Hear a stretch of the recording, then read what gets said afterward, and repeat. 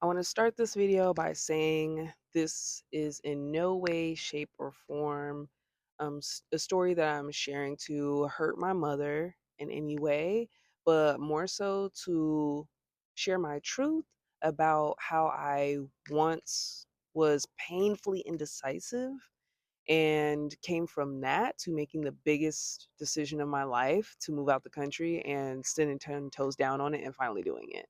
So, buenas. My name is Renata. Thank you for visiting my channel where I'm sharing my journey to being seen and heard and being okay with that. I recently moved from Austin, Texas to Costa Rica and just wanted to share some things, get some things off my chest, etc. So, let's get right into it. I used to be painfully indecisive and didn't think I would ever come out of that, so much so that I thought it was like a character trait. Like I thought being indecisive was a character trait. Like I'm an Aquarius, indecisive.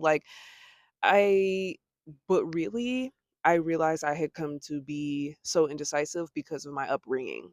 So I was raised by my Black American mother and bonus dad, as well as my Jamaican biological dad. Love all y'all.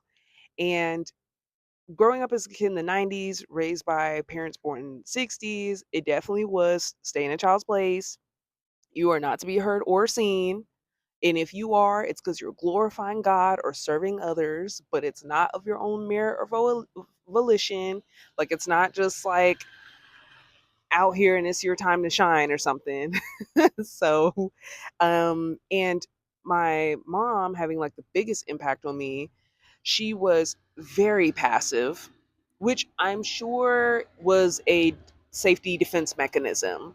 Sorry, it's a bunch of ATVs passing by. But anyway, I'm sure her being really passive was a defense mechanism. Um, as a darker skinned woman, in the United States in the 60s, 70s, and 80s, I'm sure people weren't just falling at her feet being like, oh, Goddess, please, how can I be here for you and help you live your best life? Like, no, I'm sure people were judging her. I'm sure people were being very critical of her entire existence.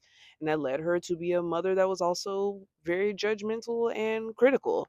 Shout out to my Virgos. No, I'm kidding. Okay, I didn't need to throw that shade in there. I didn't need to throw that shade in there, but shout out to my Virgos. But so because of that, there just were so many things that I wanted to do, to experience, to try, just as a young person. Like, oh, I want to wear this color, or I want to eat this thing, or I want to try this, or I want to go hang out with my friends, I want to whatever. And I had a mom that was very like, why, just everything, just like, why would you do that? Why would you think that? Why would you make that decision? Why would you? So that's what you came up with? Ugh, like, and I was just like, dang, like, my bad. Like, I didn't know I could not have any thoughts or opinions of my own. Um, and so it was crippling. It was crippling. And I thought it was my personality. And so I'm making this video because I'm like, I'm sitting in this whole other country because I made a decision and I made this huge decision and didn't feel no shame about it. And I was like, how do we get here? How we got here was God, first of all. Second of all, therapy. Bay. Because after talking to different therapists that affirmed my existence and was like, you weren't wrong to ask this thing or to want to try that thing or to say that this thing. Like, you weren't wrong for that. You just were talking to a person that wasn't ready to stand in that truth, or you were talking to a person that was raised that a child shouldn't be saying all that or wanting all that, or you were raised, it just was happened to be the unfortunate circumstances that was your upbringing. But not to say all everything was bad, but um so three things that helped me to regain my voice and to get better at my own decision making. I can still be indecisive with little things like what you want to eat for dinner.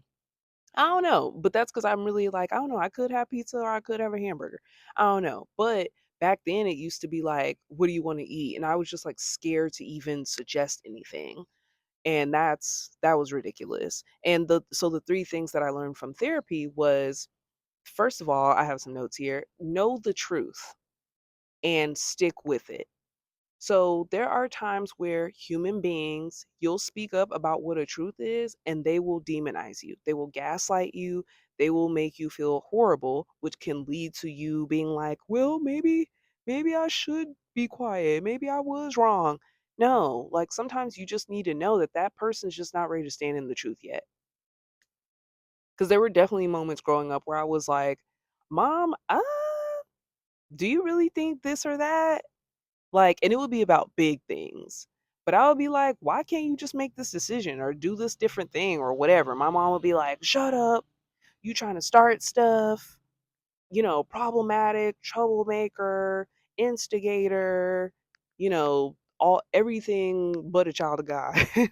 and and I really think it's because she was scared to sometimes speak the truth and be like, you know what? Actually, no.